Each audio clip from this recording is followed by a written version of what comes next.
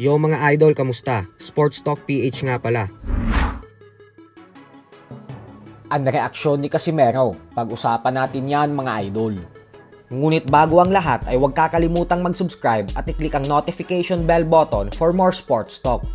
So matapos nga po ng hindi inaasahang pagbagsak ni Naoya Inoue sa second round ng laban nila ni Ramon Cardenas, ay agad bumanat ang former 3 Division World Champion angas ng Pinas General Casimero sa kanyang official Facebook page na Cuadro Alas It's My Boy. At ayon nga po kay Casimero ay kung malakas daw talaga si Inoue, ay bakit umano ito bumagsak sa walang pangalan na boksingero? Bulagta daw ito sa pinili niyang kalaban. Pero kung suntok niya daw ang makatama kay Inoue ay babaon daw ito sa utak ng binansagang halimaw ng Japan. Bukod dyan ay sinisi din ni Casimero ang referee dahil hininto daw agad nito ang laban. Ayaw daw pabawiin si Cardenas kasi baka umano makatulog ang alaga nila. Hindi pa nga daw nasasaktan ng maayos si Cardenas tapos humarang na ang referee. Ganun pa man mga idol ay bagamat nakuha ni Inoue ang panalo, ay nagsisimula ng questionin ng mga eksperto ang tibay at lakas ng panga nito dahil hindi naman daw kilalang isang power puncher o knockout artist itong si Cardenas. Pero nang sumapol ang solidong suntok nito kay Inoue ay talagang tumiklop ang mga tuhod ng Japanese monster.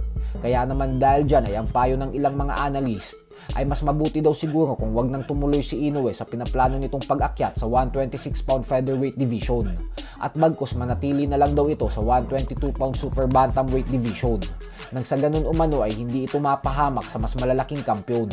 Bukod dyan ay dahil sa nakita ng mga featherweight fighters na hindi imposibleng in-knockout si Inoue, kaya naman mas lalo ang mga ito nangangate na makalaban si Inoue. Kaya asahan po natin na pag-aagawan talaga siya ng mga featherweight sa oras na umakyat siya ng timbang.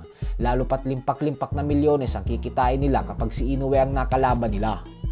Sa kabilang banda naman mga idol ay bagamat nga po natalo si Ramon Cardenas via 8-round technical knockout sa kamay ni Naoya Inoue, tapos nagawa din siya nitong pabagsakin sa 7th round, ay lakas loob pong sinabi ni Cardenas pagkatapos ng laban na sa katunayan umano ay hindi naman daw pala ganun kalakas ang suntok ni Inoue.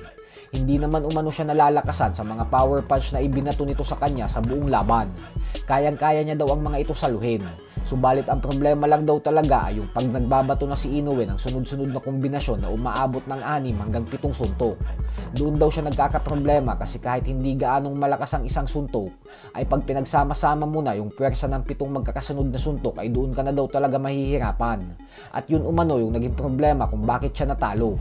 Dagdag pa ni Cardenas na hindi pa naman daw siya nahihilo at kaya niya pa sanang makipagsabayan kay Inoue.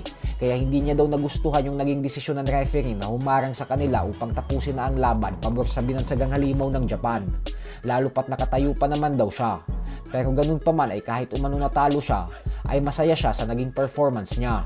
Kasi lumaban umano siya ng buong tapang sa kabila ng iniisip ng karamihan na magmimisto lang isang mismatch lang siya para kay Inoue. So hanggang dito na lang po muna tayo mga idol.